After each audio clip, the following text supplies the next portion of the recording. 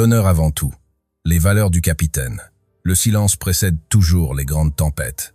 Dans les rues de Ouagadougou, ce silence s'est brisé le jour où un homme en uniforme a pris la parole, non pas avec l'arrogance des conquérants, mais avec la clarté de ceux qui ont vu leurs frères tomber. Ibrahim Traoré n'est pas apparu comme un sauveur descendu du ciel, mais comme le fruit d'une terre fatiguée d'attendre. Son regard porte la détermination de ceux qui ont compris qu'il n'y aurait plus de place pour l'hésitation. L'Afrique a trop longtemps courbé l'échine devant des ombres qui se prétendaient géants. Ce jour-là, quelque chose d'ancien s'est réveillé dans le cœur du Burkina Faso. Quelque chose que les empires avaient tenté d'enterrer sous des décennies de compromis et de discours vides. L'honneur. Ce mot que certains croyaient dépassé, relique d'un temps révolu, est revenu comme une lame tranchante dans le brouillard de la confusion. L'honneur d'un peuple qui refuse de mourir à genoux, l'honneur d'une jeunesse qui préfère les cicatrices de la bataille aux chaînes dorées de la soumission. Les ancêtres du Sahel connaissaient ce langage. Ils savaient que certaines valeurs ne se négociaient pas, qu'il existe des lignes que seuls les lâches acceptent de franchir. Dans les veines de ce capitaine coule le sang de Yenenga, cette princesse guerrière qui choisit la liberté plutôt que le confort d'un palais. Il porte en lui l'esprit de Thomas Sankara, ce visionnaire qui osa dire au monde entier que l'Afrique pouvait marcher seule, tête haute, sans mendier son droit à l'existence. Ibrahim Traoré n'invente rien. Il réveille, il rappelle, il ranime la flamme que trop de dirigeants avaient laissé s'éteindre par commodité, par calcul, par peur de déplaire aux maîtres invisibles qui tiraient les ficelles depuis leurs bureaux climatisés. Le Burkina Faso a toujours été cette terre des hommes intègres. Ce nom même est un serment gravé dans la pierre de l'histoire africaine. Mais l'intégrité se paye toujours au prix fort. Elle exige du courage quand il serait si facile de plier, elle réclame de la constance quand tout pousse à l'abandon. Pendant des années, le pays a saigné sous les coups d'un terrorisme importé, instrumentalisé, alimenté par des forces qui trouvaient leur intérêt dans le chaos permanent. Les villages brûlaient, les familles pleuraient leurs morts, et les discours officiels se répétaient comme des prières impuissantes. Il fallait quelqu'un qui refuse cette fatalité. Il fallait quelqu'un qui ose dire que l'ennemi n'était pas seulement dans le désert, mais aussi dans les salons feutrés où se négociaient des accords qui hypothéquaient la souveraineté contre des promesses de sécurité jamais tenues. L'idéologie du capitaine Ibrahim Traoré ne se trouve pas dans des manuels théoriques ou des programmes politiques élaborés par des conseillers en communication. Elle naît d'une observation simple et brutale. Un peuple qui ne contrôle pas son destin n'a pas d'avenir. Cette vérité, aussi élémentaire soit-elle, a été obscurcie pendant des décennies par des discours sur la coopération internationale, le développement participatif, les partenariats stratégiques. Derrière ces euphémismes se cachait une réalité que tout le monde voyait sans vouloir la nommer, la dépendance. Une dépendance économique qui transformait les richesses du sol burkinabé en revenus pour des actionnaires étrangers. Une dépendance militaire qui plaçait la sécurité du territoire entre les mains de forces qui avaient leurs propres agendas. Une dépendance psychologique qui avait fini par convaincre toute une génération qu'elle ne pouvait rien accomplir sans l'aval de Paris, de Washington ou de Bruxelles. Le capitaine a brisé ce miroir déformant. Il a dit aux Burkinabés ce qu'ils savaient déjà au fond d'eux-mêmes, mais n'osaient plus formuler. Vous êtes capables de vous défendre, capables de développer votre économie, capables de penser votre avenir sans tuteur. Cette confiance n'est pas de l'orgueil démesuré, c'est le retour à une normalité historique. Pendant des siècles, les royaumes africains ont prospéré, innové, rayonné bien avant que les puissances coloniales ne viennent réécrire l'histoire en effaçant ses accomplissements. Le panafricanisme que porte Ibrahim Traoré n'est pas une nostalgie romantique du passé, c'est une boussole pour l'avenir. Il sait que les frontières tracées à Berlin en 1885 n'avaient d'autre but que de diviser pour mieux régner. Il sait que la force de l'Afrique réside dans son unité, dans la capacité de ces peuples à reconnaître qu'ils partagent les mêmes défis et doivent construire des solutions communes. Chaque fois qu'il s'exprime, on entend l'écho d'une conviction profonde. La dignité ne se mendie pas, elle se conquiert. Cette philosophie traverse tous ses actes. Quand il décide de se passer des forces étrangères pour organiser la défense du territoire, ce n'est pas un geste d'hostilité gratuite, c'est l'affirmation qu'un pays souverain doit maîtriser les moyens de sa propre sécurité. Quand il appelle à l'exploitation des ressources naturelles au bénéfice des populations locales, ce n'est pas du protectionnisme aveugle, c'est la reconnaissance qu'un sol riche ne devrait pas coexister avec un peuple pauvre. Quand il exhorte la jeunesse africaine à croire en elle-même, ce n'est pas un slogan creux, c'est la transmission d'une flamme qu'il porte lui-même et qui peut embraser tout un continent. Si vous sentez cette énergie traverser vos veines, si ces mots résonnent comme une vérité longtemps enfouie, alors rejoignez ce mouvement. Abonnez-vous à cette chaîne pour ne manquer aucune étape de cette marche vers la renaissance africaine. Parce que l'histoire s'écrit maintenant, et chaque témoin de cette époque a le devoir de la documenter, de la comprendre, de la transmettre. Le leadership de Ibrahim Traoré possède cette qualité rare qui transforme un individu en symbole. Il n'est pas un politicien de carrière qui aurait gravi les échelons par calcul et compromis. Il vient de l'armée, cette institution où les discours ne suffisent pas, où les actes sont la seule monnaie qui compte. Sur le terrain face au danger, il n'y a pas de place pour les tergiversations diplomatiques. Il y a ceux qui avancent et ceux qui reculent, ceux qui protègent leurs frères d'armes et ceux qui les abandonnent. Cette expérience forge un type de leader différent, un homme qui mesure le poids des décisions non pas en termes de popularité dans les sondages, mais en vie sauvée ou perdue. Cette proximité avec la réalité du sacrifice donne à ses paroles une crédibilité que peu de dirigeants contemporains peuvent revendiquer. La jeunesse africaine se reconnaît en lui parce qu'il incarne ce qu'elle aspire à devenir, courageuse sans être téméraire, ambitieuse sans être corrompue, fière sans être arrogante. Dans un continent où les 2/3 de la population ont moins de 25 ans, cette connexion générationnelle est une force politique considérable. Pendant trop longtemps, les jeunes Africains ont été traités comme des spectateurs de leur propre histoire, invités à appliquer les recettes concoctées par des générations qui avaient souvent trahi leurs propres idéaux de jeunesse. Ibrahim Traoré leur dit « Cette histoire est la vôtre, ces décisions vous appartiennent. Cet avenir se construit maintenant avec votre énergie, votre créativité, votre refus des fatalités héritées. Cette voix qui s'élève du Burkina Faso résonne bien au-delà de ses frontières. Au Mali, au Niger, en Guinée, dans tous ces pays du Sahel qui partagent les mêmes défis sécuritaires et les mêmes aspirations à une souveraineté réelle, la jeunesse écoute et s'inspire. Le capitaine ne prétend pas détenir toutes les réponses, mais il pose les bonnes questions. Pourquoi accepterions-nous qu'une base militaire étrangère protège nos frontières mieux que nous ne le pourrions nous-mêmes si on nous en donnait les moyens? Pourquoi tolérerions-nous que nos minerais soient extraits à des prix dérisoires par des multinationales qui s'enrichissent pendant que nos populations manquent d'infrastructures de base? Pourquoi nous satisferions-nous d'une aide au développement qui nous maintient dans une position de demandeur éternel, au lieu de construire une économie qui nous rendrait autonomes? Ces questions dérangent. Elles dérangent ceux qui ont prospéré dans l'ancien système, ceux qui ont construit des fortunes sur la perpétuation de la dépendance africaine. Et c'est précisément parce qu'elles dérangent qu'elles sont essentielles. Le confort intellectuel n'a jamais produit de transformation historique. Ce sont les questions inconfortables, celles qui forcent à remettre en cause les évidences, qui ouvrent les portes du changement. Ibrahim Traoré pose ces questions, non pas en philosophe détaché dans un amphithéâtre, mais en soldat qui a vu les conséquences concrètes des mauvaises réponses apportées aux générations précédentes. Le chemin qu'il a choisi n'est pas une promenade tranquille bordée de fleurs et d'applaudissements. Chaque pas vers l'autonomie réelle est contesté par des forces puissantes qui ont tout intérêt au maintien du statu quo.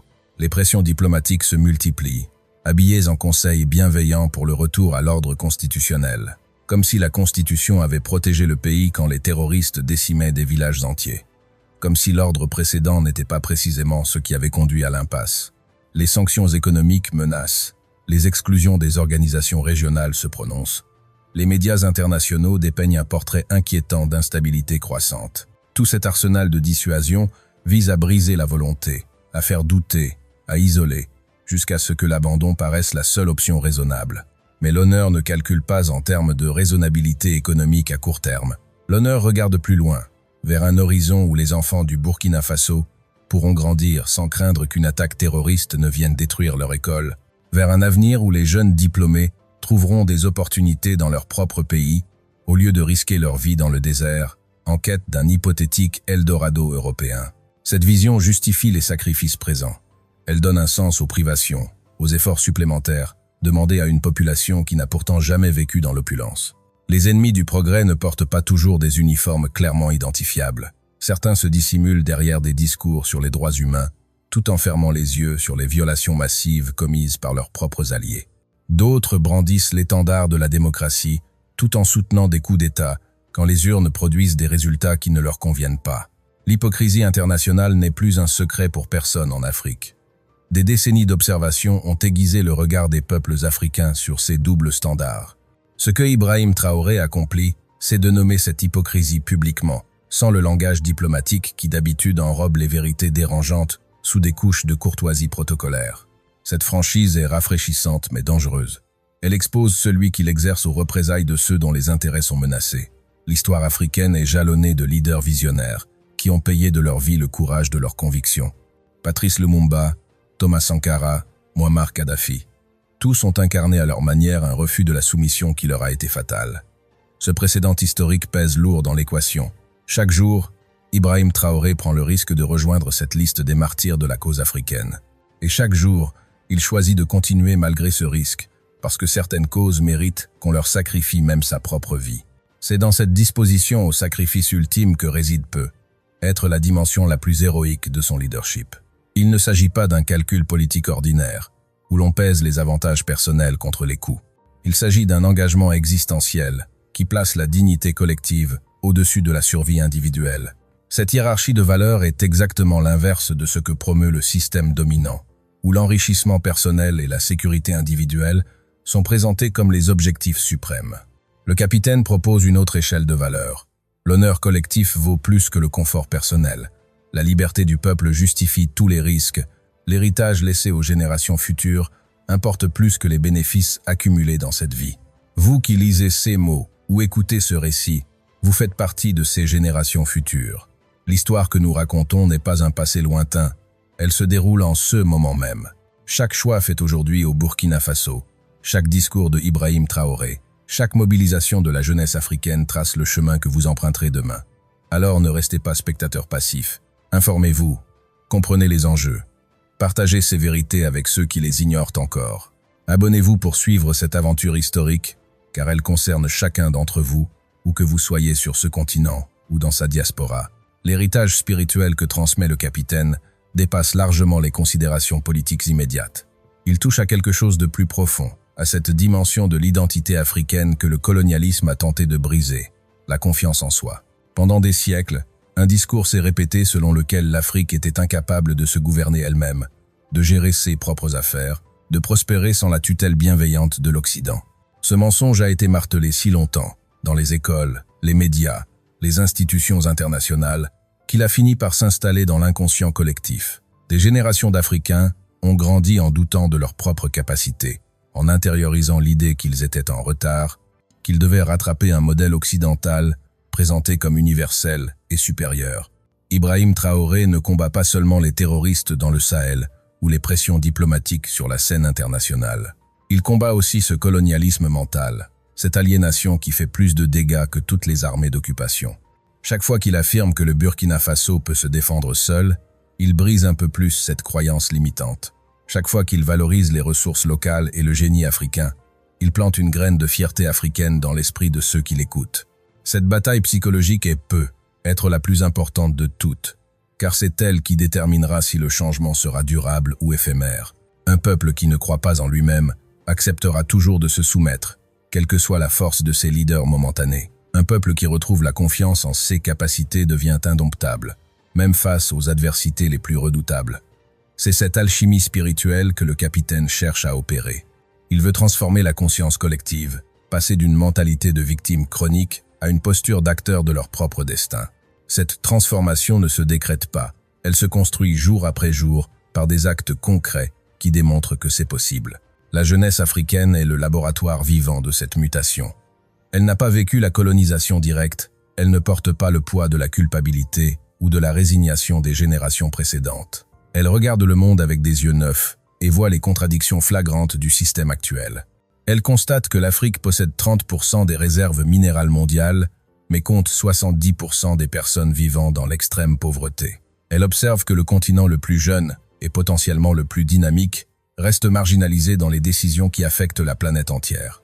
Elle réalise que le problème n'est pas un manque de ressources ou de talent, mais un système d'extraction et de subordination qui a survécu aux indépendances formelles. Cette jeunesse écoute Ibrahim Traoré et reconnaît quelqu'un qui dit tout haut ce qu'elle pense tout bas. Quelqu'un qui refuse de se satisfaire des miettes laissées par un ordre mondial injuste. Quelqu'un qui ose rêver d'une Afrique puissante, respectée, maîtresse de son destin. Ce rêve n'est pas une utopie délirante. C'est un objectif réaliste si les bonnes décisions sont prises et maintenues avec constance. Le chemin sera long, parsemé d'obstacles et de trahisons. Mais pour la première fois depuis longtemps, ce chemin apparaît clairement tracé, et des millions de jeunes Africains sont prêts à le parcourir. Le message aux jeunes est simple mais exigeant. Levez-vous. Ne laissez pas les peurs et les doutes vous paralyser. Ne croyez pas ceux qui vous disent que c'est impossible, que le système est trop puissant, que résister est vain. L'histoire prouve le contraire. Tous les empires qui semblaient éternels se sont effondrés. Toutes les dominations qui paraissaient invincibles ont été renversées. Ce qui fait la différence entre les peuples qui restent enchaînés et ceux qui se libèrent, c'est la volonté de payer le prix de la liberté. Ce prix inclut le renoncement au confort de la passivité, l'acceptation des risques inhérents à l'engagement, la persévérance face aux échecs temporaires. Ibrahim Traoré incarne cette disposition d'esprit. Il aurait pu choisir une vie plus tranquille, loin des projecteurs et des dangers. Il aurait pu rejoindre le rang de ces officiers qui gèrent leur carrière en évitant les positions exposées. Mais il a choisi l'engagement total, parce qu'il a compris que certains moments historiques appellent des sacrifices extraordinaires. Ce n'est pas du messianisme, c'est du réalisme stratégique. Si ceux qui ont la capacité d'agir ne le font pas, qui le fera? Si la génération présente évite ses responsabilités historiques, quel héritage laissera-t-elle? Les valeurs qu'il défend ne sont pas neuves. L'honneur, le courage, la dignité, le panafricanisme, l'intégrité, toutes ces notions ont été portées par des générations de combattants africains. Ce qui est nouveau, c'est le contexte dans lequel elles sont réaffirmées. Un contexte de mondialisation, où les leviers de contrôle sont plus sophistiqués que jamais, où la domination passe moins par l'occupation militaire directe que par les dettes, les accords commerciaux déséquilibrés, le contrôle des médias et l'influence culturelle. Lutter pour la souveraineté dans ce contexte exige une compréhension fine des mécanismes de pouvoir contemporains et une capacité à mobiliser des outils divers. Le capitaine démontre cette intelligence stratégique en combinant fermeté sur les principes et pragmatisme dans l'action. Il sait qu'on ne peut pas tout faire seul, d'où son insistance sur l'unité africaine. Il comprend que l'économie moderne repose sur la technologie, d'où son appel à investir dans l'éducation et l'innovation. Il reconnaît que la guerre de l'information est cruciale, d'où sa présence médiatique pour contrer les narratives qui cherchent à délégitimer son action. Chaque dimension de son leadership révèle une pensée qui dépasse le simple discours martial pour embrasser une vision globale de ce que signifie construire un État véritablement souverain au XXIe siècle. Cette vision inspire bien au-delà du Burkina Faso. Partout sur le continent, des mouvements de jeunesse se réveillent, réclamant des comptes à leurs dirigeants, exigeant un changement de paradigme. Ces mouvements ne sont pas tous identiques dans leur forme ou leurs revendications spécifiques, mais ils partagent un dénominateur commun, le refus de l'ordre ancien. Ils en ont assez des promesses non tenues, des ressources pillées, des opportunités confisquées par une élite corrompue et déconnectée. Ils veulent leur chance de construire quelque chose de différent. Ibrahim Traoré leur montre qu'une autre voie existe, qu'il est possible de défier le système sans être immédiatement écrasé, qu'il existe des marges de manœuvre pour ceux qui osent les explorer avec intelligence et détermination. L'avenir dira si cette expérience burkinabé réussira dans la durée. Les forces contraires sont puissantes et patientes. Elles savent attendre le bon moment pour frapper, pour exploiter une faiblesse, pour retourner une situation. Le combat pour l'autonomie africaine ne se gagnera pas en quelques années. C'est un marathon transgénérationnel où chaque étape compte, où chaque victoire, même modeste, construit la base de la suivante. Ce qui est certain, c'est que quelque chose d'irréversible a commencé. Une conscience s'est éveillée, un feu s'est allumé qui ne s'éteindra pas facilement. Vous qui suivez cette histoire, vous êtes les témoins privilégiés d'un moment charnière. Dans quelques décennies, quand on racontera l'histoire du réveil africain du XXIe siècle, on mentionnera ces années où de jeunes officiers au Sahel ont osé défier l'ordre établi. On parlera de Ibrahim Traoré et de ses pairs comme les précurseurs d'une renaissance qui aura transformé le continent. Pour que cette histoire s'écrive dans les termes de la victoire plutôt que de l'échec tragique, elle a besoin de vous. Elle a besoin que vous vous informiez, que vous compreniez les enjeux réels derrière les simplifications médiatiques, que vous souteniez par votre attention et votre solidarité ceux qui prennent des risques pour ouvrir de nouvelles voies. Abonnez-vous, partagez, débattez, engagez-vous, chacun à votre niveau, dans cette grande œuvre collective. L'honneur avant tout n'est pas un slogan vide ou une posture martiale dépassée.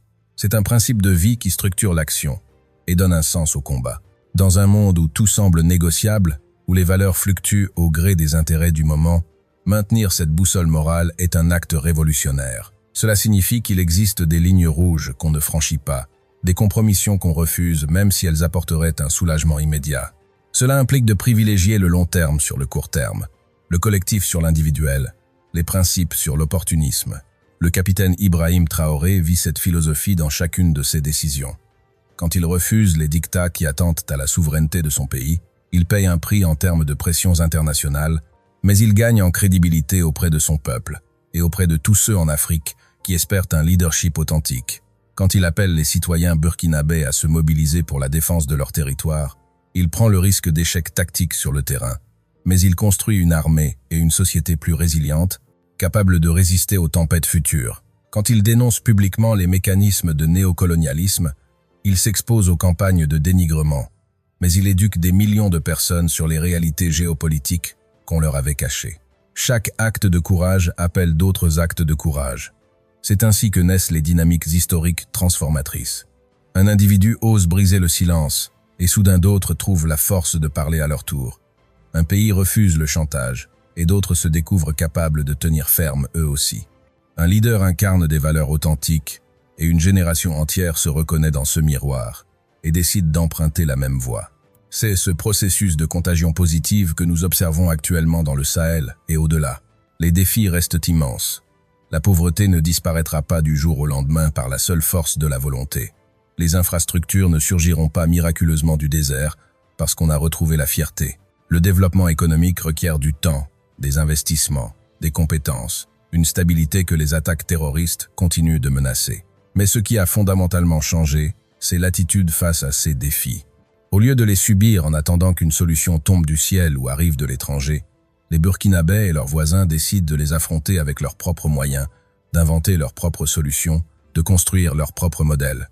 Cette souveraineté intellectuelle et stratégique peut être l'acquis le plus précieux de cette période.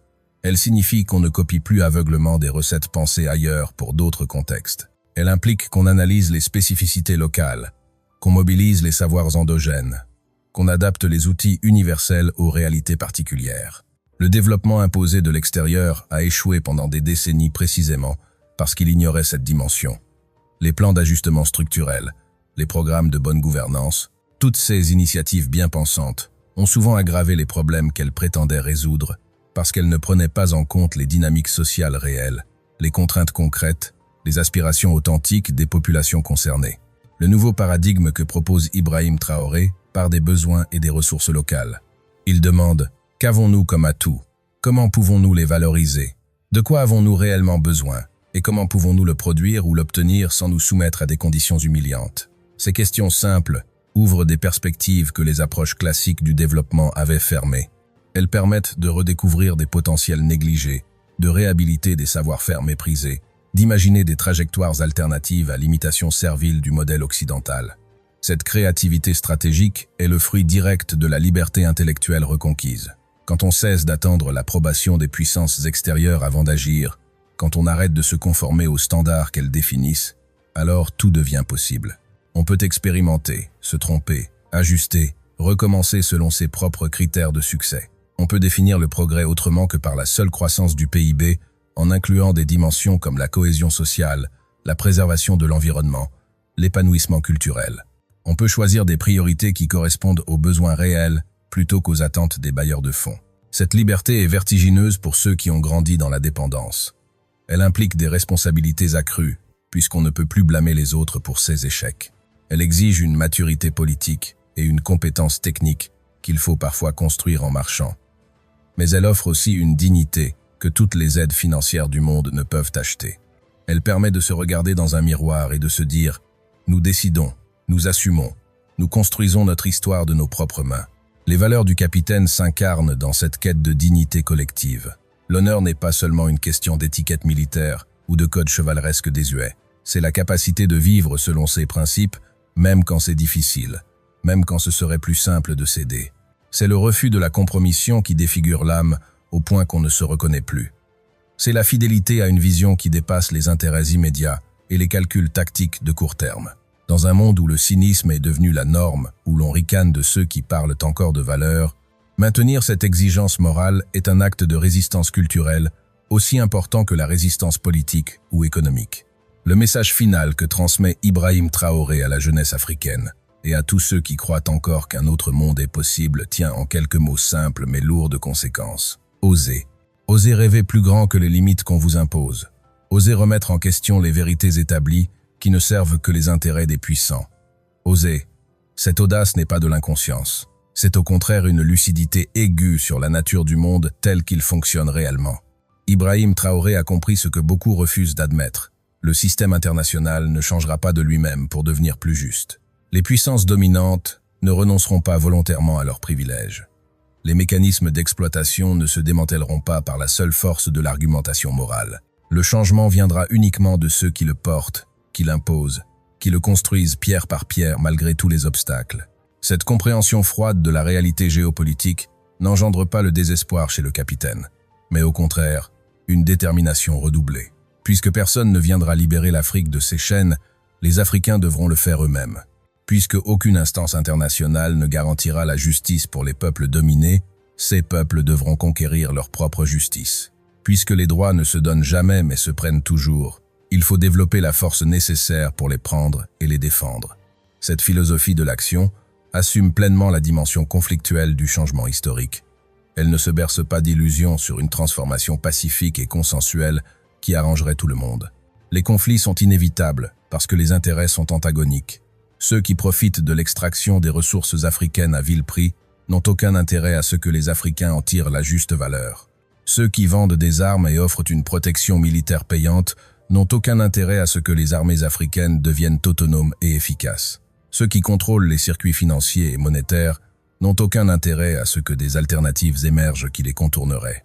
Prétendre qu'on peut négocier gentiment une redistribution équitable du pouvoir mondial relève soit de la naïveté, soit de la manipulation. Ibrahim Traoré a choisi la clarté brutale plutôt que les mensonges réconfortants. Cette clarté libère une énergie considérable. Quand on sait exactement à quoi on fait face, quand on identifie précisément les adversaires et les obstacles, on peut organiser la riposte avec méthode. Le flou entretenu par les discours diplomatiques servait surtout à paralyser l'action, en créant l'illusion qu'il suffirait d'être un peu plus patient, un peu plus coopératif, un peu plus conforme aux attentes exprimées pour obtenir finalement la récompense promise. Des décennies de patience n'ont abouti qu'à l'approfondissement de la dépendance. Le temps de la patience servile est révolu. Commence le temps de l'action résolue. Cette action se déploie sur tous les fronts simultanément. Sur le front militaire, avec la restructuration des forces de défense et la mobilisation populaire pour sécuriser le territoire. Sur le front économique, avec la renégociation des contrats miniers et la recherche de partenaires qui respectent la souveraineté burkinabé. Sur le front diplomatique, avec le renforcement des alliances régionales entre pays qui partagent la même vision. Sur le front culturel, avec la réhabilitation de l'histoire africaine et la promotion d'une fierté retrouvée. Sur le front éducatif, avec la formation d'une jeunesse consciente des enjeux et équipée pour les affronter. Aucun de ces fronts ne peut être négligé. La sécurité sans développement économique reste fragile. Le développement sans autonomie militaire reste vulnérable. L'autonomie sans fierté culturelle reste superficielle. La fierté sans compétences techniques reste impuissante. Tout est lié dans une vision systémique qui comprend que la véritable souveraineté est multidimensionnelle. C'est cette compréhension globale qui différencie le leadership de Ibrahim Traoré des approches fragmentaires, qui se concentraient sur un seul aspect en négligeant les autres. La coordination de tous ces chantiers simultanés exige une capacité de travail hors norme et une équipe soudée autour de la même vision. Le capitaine ne peut pas tout faire seul, et il ne prétend d'ailleurs pas le faire. Il s'appuie sur des officiers qui partagent ses convictions, sur des ministres compétents qui mettent en œuvre les politiques décidées, sur des citoyens ordinaires qui acceptent les sacrifices demandés parce qu'ils croient en la direction prise. Cette mobilisation collective peut être l'indicateur le plus fiable de l'authenticité du projet. Quand un peuple se mobilise spontanément malgré les difficultés, c'est qu'il a reconnu dans ses dirigeants quelque chose de rare, la sincérité. Les dirigeants sincères sont une denrée précieuse en politique.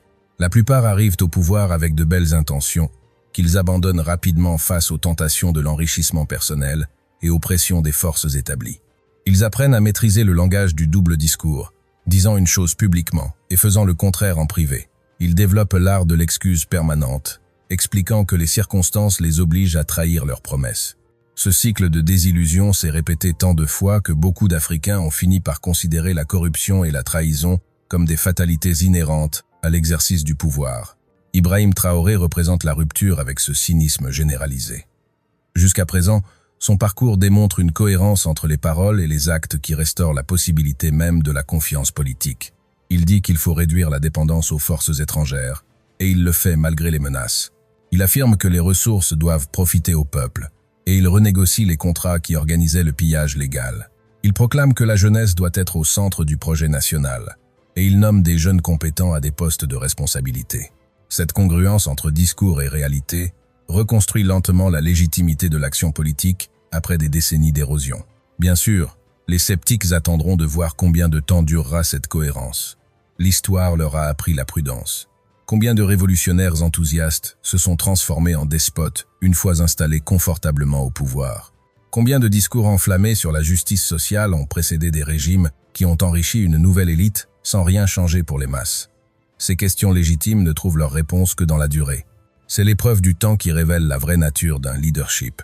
Pour l'instant, les indicateurs sont encourageants, mais la vigilance reste de mise.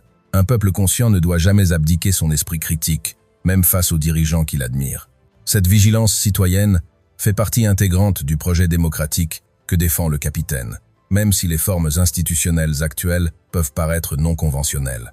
La démocratie ne se résume pas à la tenue d'élections régulières si ces élections ne changent rien au rapport de force réel, si elles perpétuent le pouvoir d'une classe politique corrompue qui se renouvelle en circuit fermé. Une démocratie authentique suppose une souveraineté populaire effective, ce qui implique que le peuple maîtrise réellement les décisions qui affectent son existence. Quand un pays est sous tutelle étrangère, quand ses choix économiques sont dictés par des institutions financières internationales, quand sa sécurité dépend de forces militaires extérieures, parler de démocratie relève de la farce. La priorité logique consiste donc à reconquérir d'abord la souveraineté réelle, condition préalable à toute démocratie substantielle. Ce n'est qu'une fois maître chez lui qu'un peuple peut vraiment choisir librement son mode d'organisation politique et ses orientations stratégiques. Inverser l'ordre, en exigeant d'abord des formes démocratiques parfaites avant d'avoir conquis l'autonomie, revient à mettre la charrue avant les bœufs. C'est d'ailleurs souvent ce que demandent les puissances étrangères. Des élections immédiates dans des pays qu'elles contrôlent par ailleurs, sachant très bien que ces élections produiront des dirigeants dociles qui perpétueront leur influence. Ibrahim Traoré comprend ce piège et refuse d'y tomber. Il accepte la critique de ceux qui l'accusent de dérive autoritaire parce qu'il sait que l'histoire le jugera sur les résultats concrets. Le Burkina Faso sera-t-il plus souverain, plus sûr, plus prospère dans quelques années qu'il ne l'était quand il a pris le pouvoir? Les Burkinabés auront-ils davantage de contrôle sur leur destin, même si les formes institutionnelles ne correspondent pas exactement aux standards occidentaux? Ces questions sont les seules qui importent vraiment pour un peuple qui a trop longtemps souffert de gouvernements élus démocratiquement, mais totalement impuissants, face aux défis existentiels. Le pragmatisme du capitaine se manifeste aussi dans sa politique d'alliance. Il ne rejette pas en bloc tous les partenaires étrangers, ce qui serait aussi stupide que l'acceptation servile de toutes leurs conditions. Il sélectionne ceux qui respectent la souveraineté burkinabé, qui proposent des coopérations mutuellement bénéfiques plutôt que des rapports de domination déguisés. Cette diplomatie sélective lui a valu des accusations de se tourner vers des régimes autoritaires, comme si les démocraties occidentales n'avaient jamais soutenu les pires dictatures quand cela servait leurs intérêts. L'hypocrisie de ces accusations ne trompe personne en Afrique, où chacun se souvient des soutiens apportés à Mobutu, à Bongo, à Compaoré, et tant d'autres tant qu'ils servaient fidèlement les intérêts étrangers. La réelle politique que pratique Ibrahim Traoré assume ouvertement ses priorités. La souveraineté d'abord, les considérations idéologiques ensuite. Si un partenaire, quel que soit son système politique interne, respecte l'égalité dans les relations et offre des conditions avantageuses, il sera considéré. Si un autre, même démocratique et vertueux en apparence, impose des conditions néocoloniales, il sera refusé. Cette hiérarchie des priorités déplaît à ceux qui voudraient que l'Afrique continue de choisir ses partenaires en fonction de critères définis ailleurs, mais elle répond à la logique implacable de la survie et du développement. Les ressources que le Burkina Faso tire de ces nouvelles coopérations sont réinvesties dans le renforcement de l'État et l'amélioration des conditions de vie. Les routes se construisent, les écoles se multiplient, les centres de santé se réhabilitent. Chaque progrès tangible renforce la légitimité du gouvernement et la confiance de la population dans le projet national. C'est un cercle vertueux qui se met en place progressivement, même si les défis sécuritaires continuent de peser lourdement sur les finances publiques et la capacité de développement. La guerre contre le terrorisme coûte cher en vies humaines et en ressources matérielles, mais l'alternative serait l'effondrement total de l'État, ce qui n'est pas acceptable. Cette guerre n'est pas seulement militaire, elle est aussi idéologique. Les groupes terroristes qui opèrent au Sahel ne sont pas de simples bandits ou des fanatiques déconnectés de toute logique. Ils s'insèrent dans des stratégies régionales complexes où s'entremêlent rivalités ethniques, trafics en tout genre, instrumentalisation politique et ingérences étrangères. Démonter ces réseaux exige une approche sophistiquée qui combine force militaire, renseignement efficace, réconciliation communautaire et développement des zones négligées où le terrorisme recrute. Le capitaine a lancé tous ces chantiers simultanément, conscient qu'aucune solution miracle n'existe, mais que la persévérance finit par produire des résultats. Les premières victoires sur le terrain, même modestes, ont un impact psychologique considérable. Elles démontrent que les terroristes ne sont pas invincibles, que les forces burkinabais peuvent les affronter avec succès, que le territoire peut être reconquis et sécurisé. Chaque village libéré, chaque route rouverte, chaque marché qui reprend ses activités envoie un message puissant. Le Burkina Faso ne cédera pas, ne s'effondrera pas, ne disparaîtra pas dans le chaos. Cette résilience nationale s'est construite autour du leadership de Ibrahim Traoré, mais elle le dépasse désormais. C'est tout un peuple qui a décidé de se battre pour son existence. Et cette détermination collective est une force que peu d'adversaires peuvent briser. La dimension spirituelle de ce combat ne doit pas être sous-estimée. Pour beaucoup de Burkinabés, ce qui se joue dépasse les enjeux matériels de territoire et de ressources. C'est une question de dignité existentielle, de capacité à regarder ses enfants dans les yeux en sachant qu'on a fait tout ce qui était possible pour leur léguer un pays libre et debout. Cette dimension morale donne au combat quotidien une profondeur qui rend supportables les sacrifices demandés. On ne se bat pas seulement pour survivre, on se bat pour mériter de survivre, pour prouver qu'on est digne des ancêtres qui ont résisté avant nous et des descendants qui hériteront de nos choix. Ibrahim Traoré puise manifestement dans cette source spirituelle pour maintenir son engagement face à des pressions qui briseraient bien des volontés ordinaires. Il porte sur ses épaules la responsabilité de millions de vies, la méfiance constante des ennemis intérieurs et extérieurs, le poids des décisions où chaque erreur peut coûter des vies. Peu d'êtres humains possèdent la force mentale nécessaire pour fonctionner efficacement sous une telle pression. Le fait qu'il y parvienne suggère une conviction profonde qui ancre son action dans quelque chose de plus grand que lui-même. Cette transcendance personnelle résonne avec la quête collective du peuple burkinabé. Dans les moments historiques de grande transformation, les individus se connectent souvent à des forces qui les dépassent, sentant qu'ils participent à quelque chose d'infiniment plus vaste que leur existence personnelle. C'est cette sensation qui permet aux soldats de risquer leur vie au front, aux citoyens d'accepter les privations du temps de guerre, aux militants de persévérer malgré les échecs répétés. Ils sont portés par une vague historique dont ils deviennent les instruments conscients et volontaires.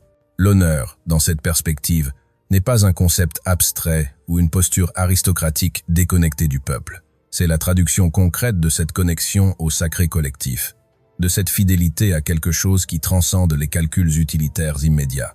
Agir avec honneur signifie reconnaître qu'on fait partie d'une chaîne qui nous précède et nous suivra, qu'on est comptable devant les ancêtres et les descendants, qu'on ne peut pas trahir cette confiance transgénérationnelle pour un avantage temporaire. C'est cette conscience qui transforme des individus ordinaires en héros capables d'actes extraordinaires. Le Burkina Faso tout entier vit actuellement cette élévation collective. Un pays que beaucoup considéraient comme périphérique, pauvre, sans importance stratégique majeure, se retrouve au centre d'un débat qui concerne tout le continent africain et au-delà. Les yeux du monde sont tournés vers Ouagadougou, certains avec espoir, d'autres avec inquiétude, tous avec la conscience qu'il se passe quelque chose d'important, dont l'issue aura des répercussions bien au-delà des frontières burkinabais. Cette centralité soudaine n'est pas le fruit du hasard ou de la simple personnalité charismatique d'un dirigeant. Elle résulte de la rencontre entre un moment historique où le modèle ancien s'épuise et un leadership qui ose proposer une alternative crédible. Les alternatives ne manquent pas en théorie. Des intellectuels africains et sympathisants ont produit des bibliothèques entières de réflexions sur le développement endogène, la souveraineté alimentaire, l'intégration régionale, le panafricanisme pratique, mais entre la théorie et la pratique, s'ouvre un gouffre que peu osent franchir. Passer du discours à l'action implique des risques considérables que la majorité des élites préfèrent éviter. Ibrahim Traoré fait partie de cette minorité qui accepte de prendre ces risques, sachant très bien ce qu'il en coûte, mais considérant que le prix du renoncement serait encore plus élevé. Son courage personnel inspire d'autres courages. Dans toute l'Afrique francophone, des voix s'élèvent pour exiger des comptes sur les bases militaires françaises, sur le franc CFA, sur les accords de défense secrets qui perpétuent la tutelle post-coloniale. Ces voix existaient déjà, mais elle restait marginale, facilement disqualifiée comme extrémiste ou anti-française. L'exemple burkinabé leur donne une légitimité nouvelle et une crédibilité renforcée. Il devient plus difficile de prétendre que c'est impossible quand le Burkina Faso le fait réellement. Les arguments qui servaient à décourager l'action perdent leur force persuasive face à la démonstration pratique qu'une autre voie existe. Cette contagion de l'audace inquiète profondément ceux dont les intérêts dépendent du maintien du statu quo. D'où les efforts considérables déployés pour isoler, discréditer, déstabiliser les régimes qui osent défier l'ordre établi. Ces efforts prennent des formes multiples, des sanctions économiques officielles aux campagnes médiatiques qui diabolisent les dirigeants récalcitrants, en passant par le soutien discret aux oppositions et parfois même aux groupes armés qui fragilisent ces États. L'arsenal de la contre-révolution préventive est vaste et sophistiqué, perfectionné par des décennies de pratiques en Amérique latine, en Asie et en Afrique même. Face à cet arsenal, la résistance des peuples qui choisissent la voie de l'autonomie doit être tout aussi sophistiquée et déterminée. Il ne suffit pas d'un moment d'enthousiasme révolutionnaire pour transformer durablement un pays. Il faut construire des institutions solides, développer une économie viable, former des cadres compétents, maintenir la cohésion sociale malgré les tentatives de division. Tout cela prend du temps et exige une constance que les émotions du moment ne garantissent pas. C'est là que la différence se fait entre les soulèvements éphémères qui retombent rapidement et les transformations profondes qui restructurent un pays pour des générations. Ibrahim Traoré semble comprendre cette nécessité de construire dans la durée. Il ne se contente pas de gestes symboliques ou de discours enflammés, même si ceux-ci ont leur importance pour mobiliser et inspirer. Il travaille méthodiquement à mettre en place les fondations d'un État capable de résister aux tempêtes et de se développer de manière autonome. C'est un travail de longue haleine, dont les fruits ne seront visibles que dans plusieurs années, mais c'est ce travail patient qui déterminera si l'expérience burkinabé devient un modèle durable ou un feu de paille qui aura brillé intensément avant de s'éteindre. La jeunesse africaine observe ce processus avec une attention particulière. Elle sait qu'elle sera directement affectée par son succès ou son échec. Si Ibrahim Traoré réussit, il aura démontré qu'il est possible de redresser un pays en refusant la soumission, ouvrant ainsi la voie à d'autres expériences similaires sur le continent. S'il échoue, les forces conservatrices en profiteront pour affirmer qu'il n'existe pas d'alternative viable au système actuel, qu'il faut se résigner à la dépendance et espérer que les maîtres extérieurs seront bienveillants. L'enjeu dépasse donc largement le Burkina Faso. C'est la possibilité même d'une émancipation africaine au XXIe siècle qui se joue dans les rues de Ouagadougou et sur les champs de bataille du Sahel. Cette responsabilité historique pourrait paralyser un homme moins confiant dans la justesse de sa cause. Mais le capitaine semble puiser dans cette pression une énergie supplémentaire. Il sait qu'il ne peut pas se permettre d'échouer, pas seulement pour son pays, mais pour tous ceux qui regardent vers le Burkina Faso, avec l'espoir qu'une autre Afrique est possible. Cette conscience aiguë des attentes placées en lui pourrait devenir un fardeau écrasant, mais pour l'instant, elle fonctionne comme un stimulant qui multiplie sa détermination.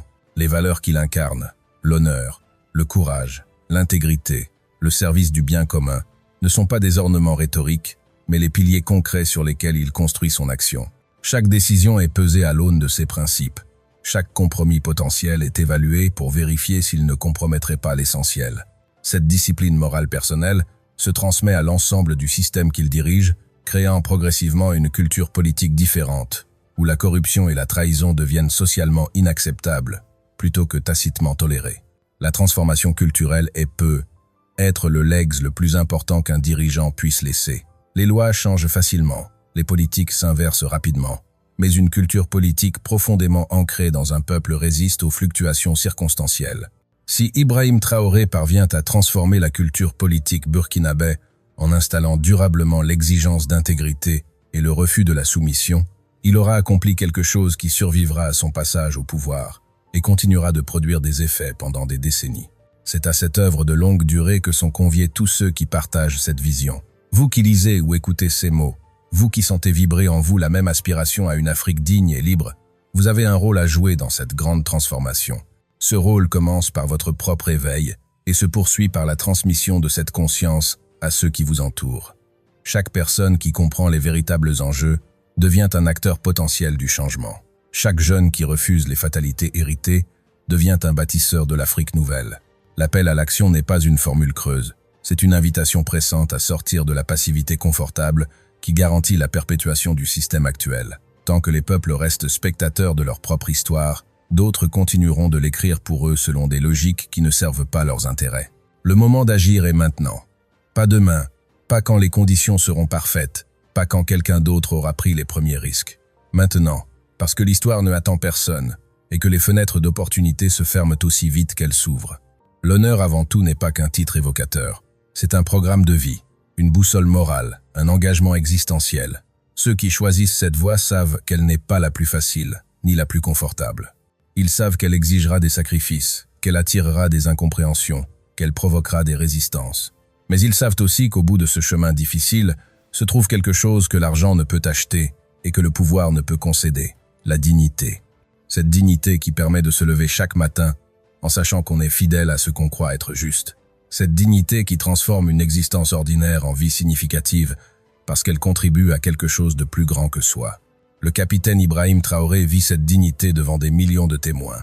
Son exemple démontre qu'elle est accessible, qu'elle ne requiert pas des qualités surhumaines, mais simplement la volonté de rester debout quand tout pousse à s'agenouiller.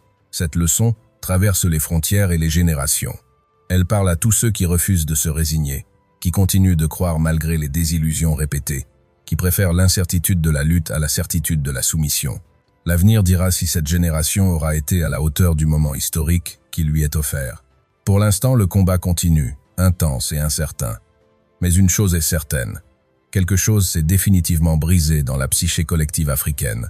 Le mythe de l'infériorité, l'acceptation de la dépendance, la résignation face à l'exploitation, tout cela se fissure sous les coups répétés d'une jeunesse qui n'a plus peur. Cette jeunesse regarde Ibrahim Traoré et se dit « S'il lui ose, pourquoi pas moi ? Si le Burkina Faso peut défier les puissances établies, pourquoi pas mon pays ?